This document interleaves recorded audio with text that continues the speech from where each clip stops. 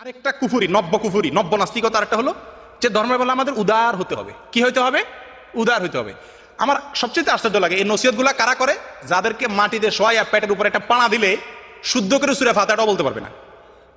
ওনারা ফতোয়া দেন আলেমদেরকে এবং 16 কোটি মানুষকে, মুসলমানকে শিখায় যে ধর্মের ব্যাপারে কি করা উচিত না, বাড়াবাড়ি করা, আর সব ব্যাপারে বাড়াবাড়ি করা যাবে। রাজনীতির নামে, দলবাজির নামে, অস্ত্র নিয়ে মহড়া করে সবকিছু করা যাবে, শুধুমাত্র ধর্মের বেলা কি করা যাবে না? আল্লাহ কোরআনে বলছে ইন্নাল্লাহা লা ইউহিব্বুল মুতাদিন। আল্লাহ সীমা লঙ্ঘনকারী, বাড়াবাড়িকারীদেরকে আল্লাহ পছন্দ করে না। সেটা কি ধর্মের বেলা না যে কোনো বেলায়? যে কোনো বেলা আল্লাহ তাআলা কি করেন না? বাড়াবাড়িকে পছন্দ। কিন্তু ধর্মের বেলা বাড়াবাড়ি কাকে? আপনি একটা গান শুনতেছেন, আমি যদি বলি ভাই গানটা শুনেন না প্লিজ, বন্ধ করেন, এটা হারাম, তো সঙ্গে সঙ্গে বলবে কি ভাই ধর্ম নিয়ে বাড়াবাড়ি করা ঠিক না। বাড়াবাড়ি কাকে বলে? বাড়াবাড়ি হলো সীমানার বাইরে যাওয়া। গান না শোনা এটা ধর্মের ভিতরে জিনিস না বাইরের জিনিস? ধর্মের ভিতরে জিনিস আমি বলতে গেলে আমি বাড়াবাড়ি কেমনে হবে? বাড়াবাড়ি হবে ধর্মে যেটা নিষেধ করে নাই, আমি যদি সেটাও নিষেধ করতে যাই তখন সেটা বাড়াবাড়ি হবে নাকি? আজকে এরা এই কথা বলে শত শত মানুষকে বিভ্রান্ত করতেছে। আগের টিভিতে আমার সবচাইতে ঘৃণিত টিভি ব্যক্তিত্বদের ভিতরে একজন নুরুল কবির, চাবায় চাবায় কথা বলে। উনি কয়দিন আগে বাংলাদেশে দেখলাম ফতুয়া দিচ্ছেন যে যারা, উনি বলেন যে আমি যতটুকু জানি কোরআন আর হাদিসে কোথাও বলা হয় নাই যারা নবীকে গালি দিবে তাদের কোনো শাস্তি দিতে হবে, তাদের কোনো শাস্তি দেওয়া যাবে না, তাদের শাস্তি আল্লাহই দিবে। কি মুমিন মুসলমান চিন্তা করছেন? আল্লাহু আকবার, আল্লাহর প্রতি কি বিশ্বাস! যারা নবীকে গালিগালাজ করবে এদের সাইজ করবে আমার আল্লাহ। আর যত বিচার আছে যুদ্ধাপরাধ ইত্যাদি এগুলো সব আমার দায়িত্ব। যেগুলাতে আমার সুযোগ সুবিধা আছে আমি ইসলামে বাঁচ দিতে পারবো, যেসব বিচার দিয়া এইগুলো আমি করব। আর নবীকে গালি দিল, আল্লাহকে গালি দিল, এগুলার বিচার আমি করবো না, এগুলো কে করবে? মহান রব্বুল আলামিন করবে।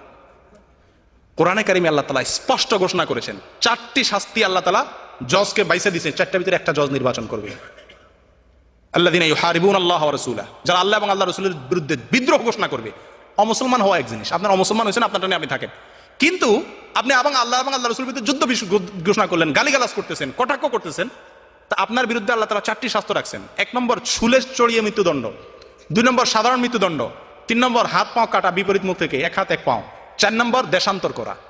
এই 4টির যে কোনো একটা শাস্তি আল্লাহ কোরআনে ঘোষণা করছেন রাসূলের বিরুদ্ধে বিদ্রোহ করলে।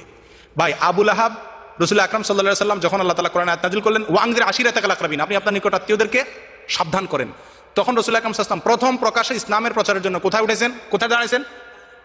সাফা পাহাড়ের উপরে দাঁড়ায়া উনি বিভিন্ন গোত্রের নাম ধরে ডাকছেন, তোমরা আসো।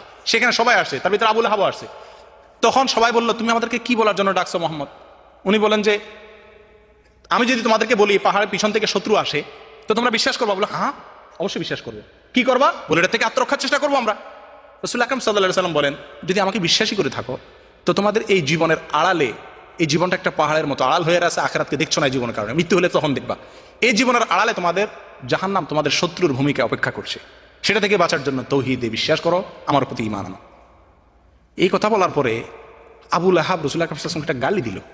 এটা বুখারী শরীফে আসছে, তাব্বান লাকা সাইরাল ইয়াউম আলিহাযা জামাআতানা, এই কথা বলার জন্য আমাদেরকে আনছো, তুই ধ্বংস হ।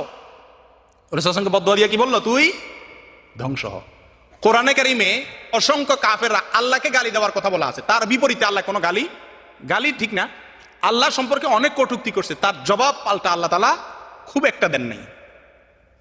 রাসূল আকরাম সাল্লাল্লাহু আলাইহি ওয়াসাল্লাম সম্পর্কে একবার মাত্র আবু লাহাব বলছিল তুমি ধ্বংস হও, সঙ্গে সঙ্গে আল্লাহ তাআলা সূরা তাব্বাত ইয়াদা নাযিল করে বললেন তাব্বাত ইয়াদা আবু লাহাব ওয়া তাব, আবু লাহাব নিজে তার 2 হাত ধ্বংস হোক। শুধু এই বদদুয়া করে না, এটাকে কোরআনের অংশ করে দিয়েছেন। 16 কোটি মানুষ কিয়ামত পর্যন্ত এই তাব্বাত ইয়াদা যতবার পড়বে ততবার আবু লাহাবের উপরে কি হবে?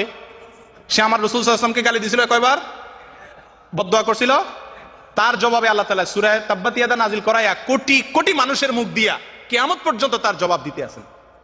আর আমাদের নুরুল কবির সাহেব বলেন কি রাসূল অমানার কোনো কি নাই, শাস্তি নাই।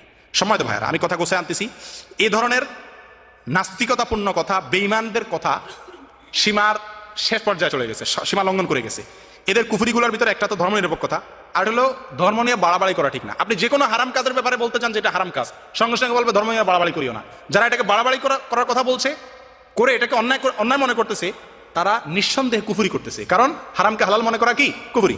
সম্মানিত ভাইরা, আরেকটা কথা খুব মুখরোচক, শুনতে খুব ভালো শোনা যায়, আমরা অনেকে হয়তো বলি ধর্ম যার যার, ধর্ম দলিল কি লাকুম দীনুকুম ওয়ালিয়া দীন, ধর্ম যার যার, এটা দলিল কি লাকুম দীনুকুম। ভাই আজ পর্যন্ত পৃথিবীতে দাঁতি বেদাতি কোন আলেমের মুখে আপনারা শুনছেন যে ধর্ম যার যার না, যার যার ধর্ম শেষে করবে না, সবাই মিলে সব ধর্ম করতে হবে, এরকম কোন আলেম বলছে আজ পর্যন্ত?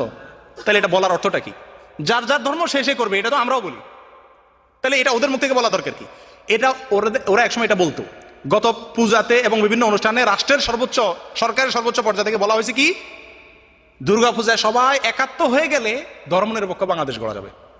আবার বলা হচ্ছে উৎসব যার যার, ধর্ম যার যার, উৎসব সবার, অর্থাৎ সবাই উৎসবে যান, দুর্গা পূজায় যান। সম্মানিত ভাইয়েরা, আহ্বান করতেছে কুফরি এবং শিরক করার জন্য সরাসরি, এবং বহু মুসলমান বিভ্রান্ত হচ্ছে। টেলিভিশন আলারা ওই পূজা অনুষ্ঠানে যদি 3টা টুপিওয়ালা মানুষ যায়, তো ওইগুলোর কাছে ক্যামেরাটা নিয়ে বলবে আপনার কাছে কেমন লাগছে, সে বলবে আমার কাছে খুব ভালো লাগছে, সবাই আমি আসার আহ্বান করতেছি। এই যে চক্রান্ত ইসলামের বিরুদ্ধে, এই যে ষড়যন্ত্রগুলো, এগুলোর একটা মুখরোচক বক্তব্য হলো ধর্ম যার যার, ধর্ম নিয়ে বাড়াবাড়ি করা ঠিক নেই। এটা বাড়াবাড়িটা কারে বলে?